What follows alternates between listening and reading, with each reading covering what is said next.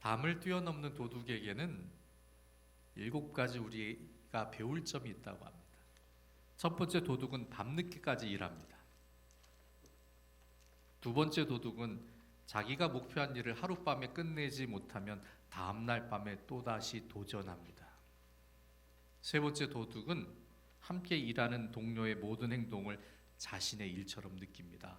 옆 사람이 실수하면 같이 잡히니까 동료를 챙겨주는 거죠. 네 번째 도둑은 적은 소득에도 목숨을 겁니다. 다섯째 도둑은 아주 값진 물건도 집착하지 않고 몇 푼의 돈과 바꿀 줄 압니다. 여섯 번째 도둑은 시련과 위기를 견뎌냅니다. 지금 그런 것은 도둑에게 아무것도 아니다 생각해서 내일을 기약하죠. 일곱째 도둑은 자기가 하는 일에 최선을 다하며 자기가 지금 무슨 일을 하고 있는지 잘 알고 있습니다. 여러분, 꽤나 심각합니다. 도둑에게도 프로의식이 있어요. 그래서 도둑도 도전적인 인생을 삽니다. 그 큰 담장을 넘어서 도둑질 성공하려고 노력합니다. 근데 세상을 살다 보면 도둑만도 못한 사람이 참 많아요. 그렇죠? 도둑처럼 노력 안 해요. 도둑처럼 내려놓을 줄 몰라요. 도둑처럼 부지런하지도 않아요. 하지만 그렇다고 우리가 도둑과 같은 의식으로 살 수는 없습니다. 미국의 16대 대통령이었던 아브라함 링컨은요, 미국에서 가장 존경받는 대통령입니다. 잘 알다시피 링컨은 노예 해방을 주장했어요. 덕분에 남북 전쟁이 일어나는데요, 전쟁이 7년을 넘어서 갑니다. 그러니까 링컨이 너무나 마음이 아팠어요. 전쟁을 통해서 강물이 피로 물들일 정도로 희생이 컸거든요. 그 괴로움을 뒤로하고 마음의 결단을 내립니다. 1862년 4월 30일 전국에 금식 기도일을 선포합니다. 그날 유명한 연설을 합니다. 미국의 비극을 종식시킬 수 있는 길은 오직 우리가 하나님께로 돌아가는 길뿐입니다. 이 비극의 원인은 너나 할 것 없이 하나님을 떠난 데 있습니다. 이 나라 이 백성이 하나님을 떠났기 때문에 이 같은 비극이 있는 것입니다. 다 같이 하나님께로 돌아갑시다. 이게 아주 핵심이죠. 정답이죠. 지도자 잘못 만나고 경제적인 문제 만나서 어려운 게 아니라는 거예요. 하나님을 떠났기 때문에 문제가 생기게 되었다는 겁니다. 여러분, 우리가 살다 보면 우리 앞길을 가로막는 담장은 꼭 만날 수밖에 없습니다. 어떻게 넘어가야 할까요? 도둑처럼 불법을 저지르며 넘어가야 합니까? 아니면 죽기 살기로 이 담장을 넘으려고 노력하고 애쓰고 수고하고 고생해야 합니까?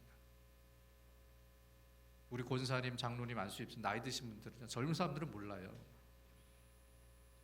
쥐 잡아보셨어요? 옛날엔 쥐가 많았잖아요. 지금 쥐가 없잖아요. 그렇죠? 쥐덫에 잡히면 어떻게 해요? 남편 불러요. 이걸 잡은 걸 죽일 수도 없고 갖다 버릴 수도 없고, 쥐덫은 또 풀어야 되니까. 그렇죠? 어떡합니까? 남편 불러요. 남자들이 고민해요. 용감한 척 하는데 남자들도 쥐가 무섭고 징그럽거든요. 근데 쥐를 건들면요, 쥐가 성질을 냅니다. 덤벼요.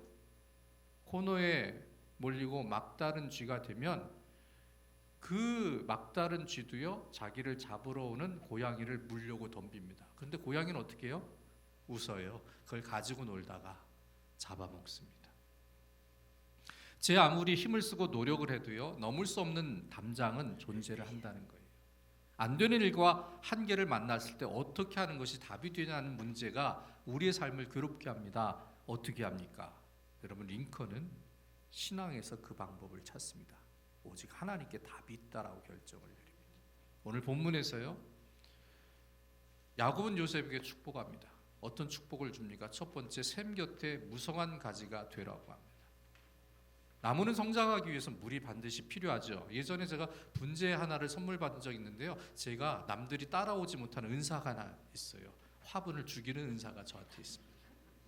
이번에는 잘 키워봐야지 하고 다짐하면서 하루가 멀다 하고 물을 뿌려주고 관리를 해주고, 그런데 하루하루 이 분재가 낙엽송이 되는 거예요. 잎사귀가 죽어서 막 떨어져요. 왜 이럴까 이해가 안 됐어요. 나는 매일 스프레이로 물을 뿌려주는데. 그래서 떨어져 죽은 나무를 걷어내고 화분 바닥을 파보니까 단단하게 말라 있더라고요. 실내가 건조하니까 스프레이로 매일 물을 뿌려줘도요 말라버린 거죠. 그래서 방법을 바꿔서 일주일에 한 번씩 페트병으로 가득 물을 부어줬어요. 그러니까 살아나더라고요. 그때 알았어요. 충분하게 주어야 되는구나. 밥을 사도 배부르게 사줘야 되는구나. 그렇죠? 오늘 본문에 요셉의 가지가 나옵니다. 요셉은 형들에게서 팔려서 노예가 됩니다. 또 성폭행범으로 누용까지 씁니다. 그렇게 노예 생활과 감옥 생활을 13년을 합니다. 하지만 하나님이 그를 일으켜 주시죠. 애굽의 총리가 되어 그리던 아버지를 만났고 일가를 회복시킵니다. 그 다음 야곱이 죽기 전에 요셉을 축복합니다. 어떤 축복입니까? 샘 곁에 무성한 가지가 되라는 축복을 받습니다. 샘을 소유한 나무가 되라는 축복을 먼저 받습니다. 그런데 여러분, 사람은 가진 것으로 지배를 받아요. 고대 문헌에 남자와 여자에 대해서 이런 기록이 있습니다. 남자는 자기의 옆구리에서 없어진 갈빗대를 찾기 전까지 몸부림친다. 여자 또한 남자의 품 안에 들어가기 전까지 몸부림을 치게 된다. 왜냐하면 여자는 그곳에서 나왔기 때문이다. 우리 젊은 사람들이 요즘 결혼을 못하고 있는 분들도 있죠. 안 하고 있다고 하지만 사실 몸부림치는 분들도 많아요. 종교개혁자 마르틴 루터도요, 자기 아내를 부를 때 뭐라고 불렀는지 아세요? 나의 갈빗대라고 불렀어요. 16살 차이가 나요. 신부였는데 수녀랑 결혼을 했죠. 근데 나중에 뭐라고 불렀는지 아세요?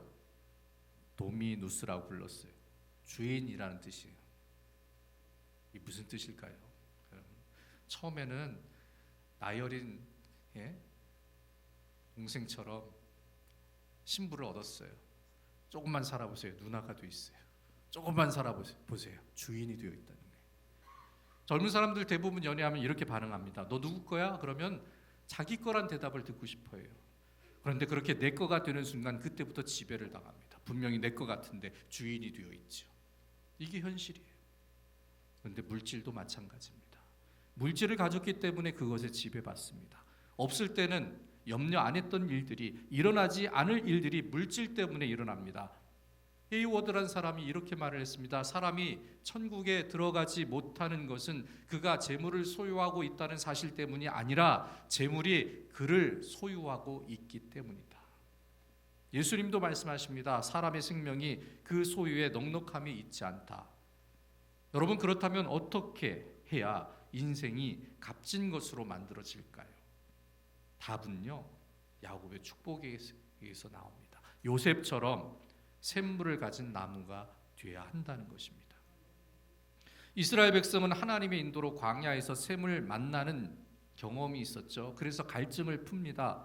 그 조상인 이삭도 삶의 장소를 옮길 때마다 샘을 얻었습니다. 그런데 오늘 본문에서는 내용이 약간 다릅니다. 샘을 발견하는 이스라엘을 말하지 않지요. 타는 목마름과 갈증을 해결하기 위해서 샘을 떠나라는 것이 아닙니다. 정착할 곳을 찾기 위해서 돌아다니는 인생을 말하는 것도 아닙니다. 샘을 소유한 나무가 되라고 말씀합니다. 이것은 그때그때 필요를 채우시는 하나님의 손길을 말하는 것이 아니죠. 딱 그만큼의 삶도 아닙니다. 자족하는 삶을 의미하는 것도 아닙니다. 다른 수준의 삶을 말씀하시는 겁니다. 내가 거하는 곳에 넘치게 하시는 하나님의 풍성한 공급이 이제는 이루어질 것이라고 선포하는 말씀이 됩니다. 하나님이 공급하시는 샘은요, 순간의 만족이 아닙니다. 한 번 필요를 채우고 사라진 것도 아닙니다. 끊임없이 하나님이 공급하시는 축복이에요. 이사야서 58장 11절에 말씀합니다. 여호와가 너를 항상 인도하여 메마른 곳에서도 내 영혼을 만족하게 하며 내 뼈를 견고하게 하리니 너는 물된 동산 같겠고 물이 끊어지지 아니하는 샘 같을 것이라. 이것이 우리에게 주시는 하나님의 축복이라는 거예요. 그래서 여러분, 세상 것으로 우리 인생의 가이드를 삼아서는 안 되죠. 교회에 있어도 세상에 있어도 우리를 인도하시는 가이드는 예수님이어야 한다는 거예요. 그렇지 아니하면 메마른 세상에서는 절대로 만족을 얻지 못합니다. 요한복음 4장 14절에 주님 말씀하세요. 내가 주는 물을 마시는 자는 영원히 목마르지 아니하리니 내가 주는 물은 그 속에서 영생하도록 솟아나는 샘물이 되리라. 저와 여러분들이 예수님을 만났기 때문에 샘물을 소유한 자가 되었습니다. 그리고 그 샘물은 임시방편이 아니라는 거죠. 그때그때 찔끔찔끔 딱 그만큼만 얻어지는 샘물이 아닙니다. 완벽하게 갈증이 사라지는 풍성함으로 예수님께서 우리에게 공급해 주신다는 뜻이에요. 그래서 예수님을 따라 신앙의 삶을 제대로 살게 되면 주님이 우리를 즐겁게 합니다. 왜요? 물된 동산 같거든요. 인생의 샘물을 소유하게 하신다는 거예요. 주님을 섬길수록 마를 길이 없는 인생길로 바꾸어지게 하신다는 거예요. 하지만 여러분, 예수님과 상관없이 세상 따라가면요, 샘이 말라요. 호세아서 13장 15절에 말씀합니다. 그가 비록 형제 중에서 결실하나 동풍이 오리니 곧 광야에서 일어나는 여호와의 바람이라. 그의 근원이 마르며 그의 샘이 마르고 그 쌓아둔 바 모든 보배의 그릇이 약탈되리로다. 요셉의 후손인 에브라임 족속이요, 바알을 섬기면서 하나님을 떠납니다. 그때 하나님이 그들의 샘물을 말라버리게 하셨어요. 하나님의 심판 때문에 결핍된 생활을 할 수밖에 없게 됩니다. 풍족했던 과거였는데 현실은 목마릅니다. 결국 주전 722년에 아수르의 살만 에셀에 의해서 에브라임은 멸망당합니다. 그리고 여러분, 하나님의 백성을 괴롭게 하는 사람들에게도 마른 샘물과 같은 심판이 나타나요. 예레미야 51장 36절에 말씀합니다. 그러므로 여호와께서 이와 같이 말씀하시되 보라, 내가 내 송사를 듣고 너를 위하여 보복하여 그의 바다를 말리며 그의 샘을 말리리니. 하나님이 함께 해준다는 것은요, 풀 서비스예요. 우리에게는 풍성한 샘을 주십니다. 그리고 우리를 방해한 자들에게는 그 샘을 마르게 하십니다. 우리 손으로 인생을 세워나갔으면 좋겠죠. 근데 우리 손이 아니에요. 악인이나 선인, 하나님 백성이나 세상 사람 모두가 다 하나님 손에 달려있지요. 그리고 그 결과는 다르게 나타납니다. 그래서 우리가 어떤 사람으로 살아야 하는지가 너무 중요한 거예요. 이 시대가 영성의 시대거든요. 믿음의 방향이 그래서 참 중요합니다. 성도들의 종류가 있대요. 피시 크리스찬, 버드 크리스찬, 도그 크리스찬, 터틀 크리스찬 있대요. 이 피시 크리스찬이 뭐예요? 해석을 잘해서 또 생선교인이라고 하면 돼요. 물고기 교인이죠. 물고기. 여러분, 물고기는 잠시 물을 떠나서는 잠시도 살지 못하죠. 그래서 물고기 교회는 항상 말씀 안에 있어요. 교회 안에 있어요. 내가 그래야 살 것 같아. 교회 안 나가면 죽을 것 같아요. 좀 쉬어야지. 안 통해요. 그래서 이렇게 생각하는 사람은 예수님과 자기와의 관계를 절대적으로 생각합니다. 그래서 물고기 교인이에요. 그다음 버드 크리스찬이 있어요. 새는 굶어도 9일을 견딘다고 합니다. 가끔 한 주 빠지면 어때? 한 번만 가면 되지 뭐.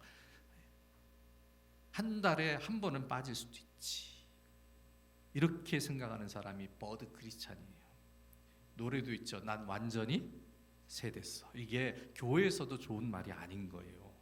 하나님과 자주 만나는 친한 사람이 안 되니까 좋으신 하나님과 친밀한 관계가 만들어지지 않습니다. 다음이 어떤 크리스찬이죠? 노그 크리스찬. 이거 잘 발음을 해야 돼요. 걔 같은 교인 그러면 안 돼요. 걔와 비슷한 성향을 가진 사람들이 있어요. 여러분, 걔는 굶어도요 20일에서 한 달을 산대요. 한 달에 한 번 교회 나가도 충분하다고 생각하는 사람. 주일마다 스케줄이 많아서 한 달에 한 번 교회 못 와요. 가끔 교회 나와서는 모처럼 잘 나왔네, 이런 생각하는 사람도 있어요. 제가 제주도에 목회할 때요, 어떤 부부가 아이들을 주일날 11시에 교회 학교에 탁 내려주고 자기들은 절에 가요. 제주도 사람들이 그런 면이 있어요. 아이들한테 다양한 세계를 경험하기 위해서 교회 주일학교도 한번 겪어봐라고 해서 내려놓고 자기들은 교회 가고, 그래서 고마워서 한 번 나와줘요. 언제 나올까요? 크리스마스 때. 터틀 크리스찬이 있어요. 거북이 교인이거든요. 거북이는 굶어도 500일을 견딥니다. 1년에 한 번 크리스마스나 돼서 기분 삼아 교회에 나온 사람이 되죠. 여러분들은 어떤 믿음의 사람들입니까? 여러분 물고기 교인이 되기를 바랍니다. 옆을 둘러보세요. 물 좋지 않아요? 여러분 교회는 물이 좋은 곳이에요. 왜 그런지 아세요? 우리 모두가 하나님이 주시는 샘물을 소유한 축복의 나무이기 때문입니다. 그래서 교회 안에는 풍성한 은혜가 있고 교회 안에는 충만한 기쁨이 있어요. 사라가 이렇게 고백했어요. 하나님이 나로 웃게 하시니 듣는 자가 다 나와 함께 웃으리로다. 샘물을 소유한 축복의 나무니까. 그래서 교회 머리이신 예수 안에 있는 사람들은요, 자기의 힘으로 살지 않습니다. 내 안에 계신 그리스도께서 나를 살게 하신다는 것을 경험합니다. 하나님께서 책임져 주신 사람이 됩니다. 마르지 않는 샘을 공급받는 축복의 나무가 되기 때문입니다. 시편 1편 3절에 말씀합니다. 그는 시냇가에 심은 나무가 철을 따라 열매를 맺으며 그 잎사귀가 마르지 아니함 같으니 그가 하는 모든 일이 다 형통하리로다. 무성한 가지는 열매를 잘 맺습니다. 하는 일마다 형통함을 얻는 축복의 사람이 되기 때문이죠. 내가 심었다면 잘 될까요? 내가 심었다면 안 될지 모릅니다. 그러나 하나님이 심어주셨기 때문에 무조건 가능한 사람이 되고 무조건 가능한 일이 됩니다. 그래서 우리는 내 손으로 심고 내 힘으로 거두는 인생을 살지 않습니다. 우리는 하나님이 심어주신 나무이기 때문에 하나님께서 열매 맺게 하시고 하나님께서 거두게 하십니다. 이사야서 60장 22절과 22절에 이사야 선지자가 선포합니다. 내 백성이 다 의롭게 되어 영원히 땅을 차지하리니 그들은 내가 심은 가지요 내가 손으로 만든 것으로서 나의 영광을 나타낼 것인즉 그 작은 자가 천명을 이루겠고 그 약한 자가 강국을 이룰 것이라. 때가 되면 나 여호와가 속히 이루리라. 사람이 살아가는데 절대적으로 필요한 요소가 있어요. 첫 번째가 음식이에요. 먹지 않고는 살 수가 없어요. 먹은 다음에 사람에게 무엇이 필요합니까? 두 번째는 지식이 있어야 합니다. 그렇죠. 세상을 미련하게 살 수 없잖아요. 모르면 당합니다. 지식이 필요합니다. 세 번째는요, 그 지식이 바른지 틀린지 무엇으로 분별합니까? 하나님의 말씀으로 분별해요. 그래서 세 번째는 말씀이 있어야 합니다. 좋은 음식을 먹어서 건강을 얻을 수 있습니다. 좋은 지식으로 정신 건강이 만들어집니다. 그러나 무엇보다도 우리에게는 하나님의 말씀이 있어야 그 영혼이 건강해집니다. 말씀은 하나님의 계시가 되지요. 말씀 없이 곧 하나님 없이 살게 되면 심각한 영적 위험을 만나게 된다는 것이죠. 그리고 영혼의 일은 육체와 환경을 지배하기 때문에 영혼이 안 되면 범사가 안 되고 강건해지지 않게 된다는 거예요. 하나님 없이 살게 되면 인생 전체 모든 것이 망가지고 무너질 수밖에 없다는 것이죠. 그래서 예수님 말씀하십니다. 나는 포도나무요 너희는 가지라. 그가 내 안에 내가 그 안에 거하면 사람이 열매를 많이 맺나니 나를 떠나서는 너희가 아무것도 할 수 없습니다. 그래서 사람들이 스스로 물을 얻겠다고 웅덩이를 파고 자기를 의지하는 그런 어리석음을 버려야 한다는 거예요. 하나님 없이도 인생을 세울 수 있다고 여기는 교만한 마음도 버려야 합니다. 예레미야 선지자가 말씀해요. 내 백성이 두 가지 악을 행하였더니 곧 그들이 생수의 근원되는 나를 버린 것과 스스로 웅덩이를 판 것인데 그것은 물을 가두지 못할 터진 웅덩이들이니라. 하나님께서 원하시는 모습이 신앙적으로 이루어져야 한다는 거예요. 내 마음에 드는 것이 좋은 것이 아니라는 거예요. 우리는 항상 내가 기준이에요. 내 마음에 드는 것이 선하고 옳다라고 판단해요. 아니에요. 하나님 마음에 합당한 것이 좋은 것입니다. 우리는 하나님이 주시는 무성한 가지와 같은 인생이 되어야 하지요. 내가 나를 살펴보니까 작은 나무 같아요. 볼품이 없어요. 말라 있어요. 초라해요. 보잘것없는 나무 같아요. 그렇다고 자책하고 속상할 필요가 없다는 거예요. 그 이유는 하나님을 만나면 공급받기 때문이죠. 하나님을 만나면 변화되기 때문입니다. 하나님을 만나게 될 때 축복의 나무가 되고 무성한 가지를 가진 샘 곁에 나무가 될 수 있습니다. 에스겔 17장 23절에 말씀합니다. 들의 모든 나무가 나 여호와는 높은 나무를 낮추고 낮은 나무를 높이며 푸른 나무를 말리고 마른 나무를 무성하게 하는 줄 알리라. 여러분, 하나님과 떨어지면 죽은 나무가 돼요. 죽은 가지가 되면 어떡합니까? 알잖아요. 잘라야 살아있는 것이 죽음의 영향에서 벗어나게 되잖아요. 하지만 화분에서 새순이 연두색으로 올라오게 되면 얘가 사는구나 얼마나 좋아합니까? 더 손이 가고 더 물을 주고 더 관리하게 되지요. 죽은 나무는 잘라버리지만 그리스도의 은혜를 받아 연한 순을 내는 가지가 되면 그 열매를 잘 맺도록 하나님이 만져주시고 더 공급해 주신다는 거예요.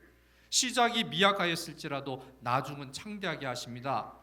무성한 가지는 그리스도를 의지한 자들에게 나타나는 하나님의 선물이고 축복이 된다는 것을 믿으시기 바랍니다. 그래서 믿음으로 하나님이 공급하시는 샘을 만나는 나무가 되어야 한다는 것입니다. 두 번째는요, 담장을 넘는 가지가 되어야 합니다. 샘을 없고 무성함을 이룬 나무가 지금 어디 안에 있어요? 담장 안에 존재합니다. 샘 곁에 있어서 잘 자라요. 무성해집니다. 하지만 그 앞을 가로막는 담장이 있다는 거죠. 풍족하고 구비해서 부족함이 없는 환경을 만났습니다. 그러나 더 뻗어나가고 싶은데 자리가 없어요. 육신의 눈으로 볼 때 한계를 만난 것과 같습니다. 아, 이만큼인가? 하나님이 여기까지만 주시는가? 멈춰야 하는가? 고민하죠. 하지만 멈추기에는 너무 잘 돼요. 주저앉을 수 없어요. 주변의 환경과 자원들이 너무 아깝습니다. 더 나아가고 싶습니다. 더 잘 되고 싶습니다. 더 나은 것을 얻고 싶습니다. 그런데 담장이 그 앞을 가로막고 있습니다. 앞으로의 꿈, 희망, 모든 것들을 포기하고 그대로 머무르고 싶은 상황이 아니 됩니다. 하지만 담장 때문에 더 나아가지 못합니다. 그런데 여기서 믿음의 눈으로 보게 되면 담장은 하나님의 손길이 됩니다. 우리의 성숙을 위해 하나님이 도구로 사용하십니다. 내가 역량을 갖추기 전까진 담장 안에서 자라는 성숙의 날이 필요하기 때문이죠. 그래서 믿음을 가진 사람은 가로막는 환경을 문제로 삼지 않습니다. 가로막힌 환경 안에서 내가 어떤 모습으로 만들어져 가고 있는지를 중요하게 생각을 합니다. 아브라함의 조카 롯이 그러했습니다. 롯은 아브라함과 함께 살기에는 너무나 많은 가축을 갖게 되었어요. 축복을 받은 것이죠. 그때 아브라함이 얘기해요. 동과 서를 택해라. 그 땅에 네가 먼저 가. 선택권을 주니까 롯이 소할 땅을 바라봅니다. 푸르르고 물이 있고 괜찮은 땅이에요. 자기를 가로막는 장애물이 없어요. 그래서 소알의 넉넉한 땅으로 들어갑니다. 롯은 그때 자기가 다시 도약할 기회, 더 부자가 되고 더 풍성하게 될 기회를 잡은 것 같았어요. 아브라함은 어땠어요? 산지를 선택했어요. 롯은 풍성한 땅, 기름진 땅을 선택했어요. 아브라함 앞에는 오히려 거친 산지가 담장이 됐죠. 그 담장에서 아브라함이 무엇을 합니까? 하나님, 비를 주셔야 삽니다. 물을 주셔야 이 가축을 먹입니다. 하나님 도와주세요. 매일매일 하나님을 찾고 의지합니다. 담장 때문에, 안 되는 일 때문에 하나님을 찾습니다. 그리고 하나님이 응답해 주십니다. 그런데 롯은 안 그랬어요. 아브라함의 감독도 없어요. 내 일을 방해할 담장도 없어요. 그냥 물이 넉넉해서 그저 좋아, 그저 행복해, 그저 만족합니다. 그래서 그 길을 막는 걸림돌이 없었기 때문에 그는 쉽게 소돔으로 자리를 옮기게 되죠. 어디까지 인생이 진행이 됩니까? 소돔을 향해 가지를 뻗치죠. 그리고 소돔은 그에게 거꾸로 된 인생의 길을 만들어줍니다. 망하는 길로 주저하지 않고 나가게 된 것이죠. 그래서 담장 안에서 롯은 성숙과 연단을 이룰 수 있는 기회를 놓칩니다. 자기 눈에 보이는 좋은 것만을 선택했기 때문이죠. 결국 바람과 폭풍 후에도 견딜 수 있는 뿌리 깊은 무성한 나무가 되질 못하고 소돔성에서 넘어지고 주저앉은 나무가 되고 말았다는 거예요. 앞길을 가로막는 담장과 같은 장애물은요, 신앙인은 넘어가야 할 대상에 불과해요. 우리가 하나님의 은혜 안에서 완전히 자랄 때까지 하나님은요, 우리의 걸음과 계획을 잠깐 멈추게 하십니다. 그것이 하나님의 섭리가 되지요. 그래서 신앙인은 앞을 가로막는 담장 앞에서 절대로 절망하지 않습니다. 넘어갈 수 있을 때까지 연단하고 훈련받는 성숙의 날을 삼습니다. 아브람처럼 산지 앞에서 골짜기에 내리는 물과 같은 하나님의 은혜를 기대합니다. 그리고 하나님의 역사를 응답받을 때까지 기도합니다. 담장은 이처럼 우리를 더 견고하게 만들기 위해 하나님이 준비하신 과정이죠. 우리를 축복의 나무로 만들기 위해 하나님께서 담장을 허락하시고 그 안에서 자라게 하시고 그 안에서 연단받고 훈련받아서 담장을 뛰어넘는 가지로 만들어 주신다는 것을 믿으시기 바랍니다. 1950년에 중국의 모든 교회가 문을 닫았어요. 모태통이 주계장막을 쳤어요. 세계에서 가장 큰 선교지 중에 하나예요. 30년 동안 교회가 핍박당하고 선교가 이루어지지 못했습니다. 공산주의 담장으로 복음이 방해가 된 거죠. 그런데 30년이 지나고 주계장막이 거친 후에 조사를 해보니까 1950년 300만 명이었던 당시 교인이 1982년에는 6천만 명으로 불어나 있었다는 거예요. 지금은 1억이 넘는 크리스찬이 중국에 존재합니다. 이것이 하나님의 섭리라는 거예요. 우리는 느껴요. 꽉 막혔구나. 우리는 생각해요. 흑암 같구나. 암담하구나. 다 끝났구나. 그렇게 생각해도 하나님은 그 가운데 역사하셔서 사람이 상상할 수 없는 일들을 현실에 이루어내십니다. 사람이 포기할 때 하나님은 행하십니다. 여러분, 인생은 내 의지로 되는 것이 아니죠. 하나님을 믿는 사람들은 성공한 후에 공통적으로 이렇게 말합니다. 내가 한 것이 아니라 하나님께서 인도하신 결과입니다. 담장과 같은 장애물이 나타났을 때에 하나님이 우리의 의지와 행동을 멈추게 하시고 기도하게 하시는구나. 이때 겸손히 자기를 돌아보아 믿음으로 하나님을 구하게 하시는구나. 그것을 도구로 생각하는 믿음으로 성숙하고 성장해야 한다는 거예요. 그래서 고난은 하나님을 만나는 긍정적인 기능을 한다는 것을 믿으시기 바랍니다. 넘어가기 힘든 환경에 다다를 때야 비로소 사람은 하나님 앞에 무릎을 꿇지요. 그 담장이 없었으면 하나님 만났을까요? 내가 아팠으니까 기도하고, 내가 문제가 있었으니까 교회 나오고, 내가 소망이 있으니까 하나님을 간절히 찾고, 그 가운데 하나님을 만나고 하나님이 도와주시고 그 고통의 순간에 하나님의 은혜로 치유와 회복을 얻게 된다는 경험을 우리가 다 가지고 있습니다. 안 되는 일, 가로막힌 환경이 반드시 고난과 저주를 의미하는 것이 아니죠. 담장 앞에 멈춰진 그 시간은 잠깐의 정비의 기간이 되는 거예요. 잠시 숨을 고르는 준비의 시기가 된다는 것이죠. 가로막힌 담장 앞에서 원망할 것이 아니라 하나님을 찾고 하나님을 만나는 은혜의 시간, 믿음의 시간으로 삼아야 된다는 거예요. 시간 지나고 나서 그때 원망하고 불평한 것을 후회한 적이 얼마나 많습니까? 아브라함의 경우를 보면 잘 압니다.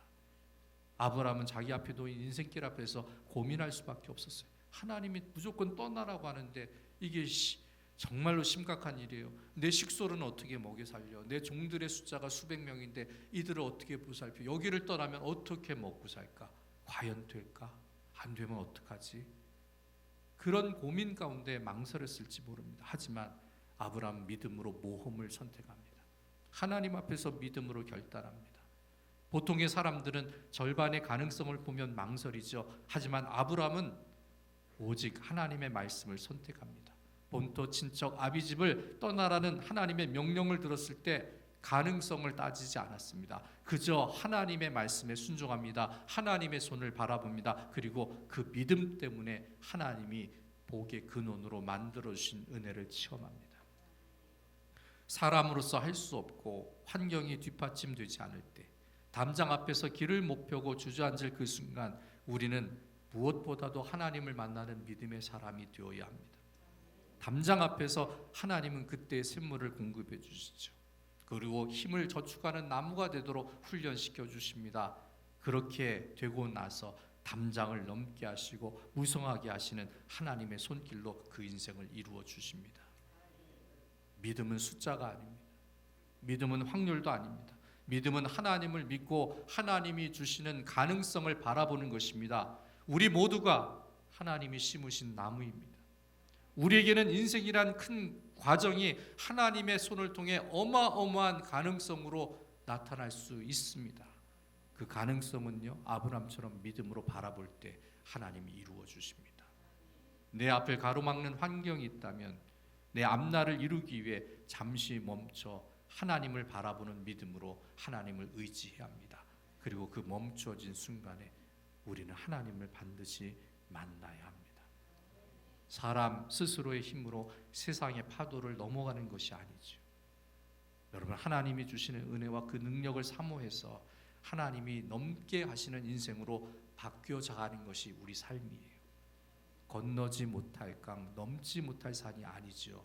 하나님 때문에 나는 가능성이 있고, 하나님 때문에 내 안에 예수 그리스도의 능력이 존재하고, 그리고 나는 그 예수님을 믿는 믿음 안에 있기 때문에 내게 능력 주시는 자 안에서 내가 모든 것을 할 수 있는, 소망을 멈추지 않는 바라봄의 사람이 될 수 있다는 것이죠. 그런 믿음으로 하나님을 의지하게 될 때 하나님은 우리를 담장을 넘는 가지처럼 만들어 주시는 것입니다. 우리에게는 넘어야 하는 담이 존재합니다. 요셉도 엄청난 장벽을 만나서 그것을 넘어서는 인생을 살았습니다. 진로의 담장, 가난의 담장, 질병의 담장, 문제의 담장.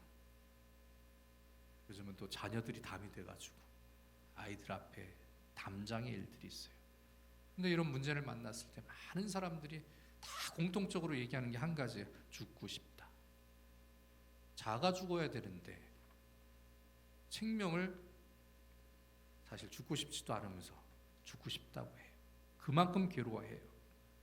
그런데 믿음의 눈으로 보면 그 고난의 담 아래, 그 안에 하나님이 공급하신 샘물이 있다는 것을 깨닫게 되죠. 여러분, 불신의 눈으로는, 육체를 바라보는 눈으로는, 환경을 바라보는 눈으로는 그 샘물을 발견하지 못해요. 그때 믿음의 눈이 열리면 샘물을 보게 되고 하나님이 공급하시는 것을 체험합니다. 그리고 여러분, 실패는 일반적인 거예요. 보편적인 거예요. 누구나 다 만나는 일이에요. 하지만 실패와 같은 담장을 만났을 때 우리는 하나님의 능력의 때를 만난다는 것을 알고 하나님을 바라봅니다. 이미 예수님께서는 인생에서 안 되는 저주의 일들을 십자가에서 멸하여 주셨습니다. 아기가 엄마의 저주로 사는 것처럼 우리는 예수 그리스도의 보혈로 살아갑니다. 예수 그리스도를 통해서 샘물을 공급해 주시는 하나님, 무성한 가지로 성장케 하시는 하나님, 그 담장을 넘게 하시는 하나님과 믿음으로 동행해야 할 줄로 믿습니다. 그리할 때 역경의 담장을 뛰어넘은 요셉과 같은 샘을 소유한 담장을 넘는 축복의 나무가 될 수 있습니다. 그 은혜를 만나시기를 예수님의 이름으로 축복합니다.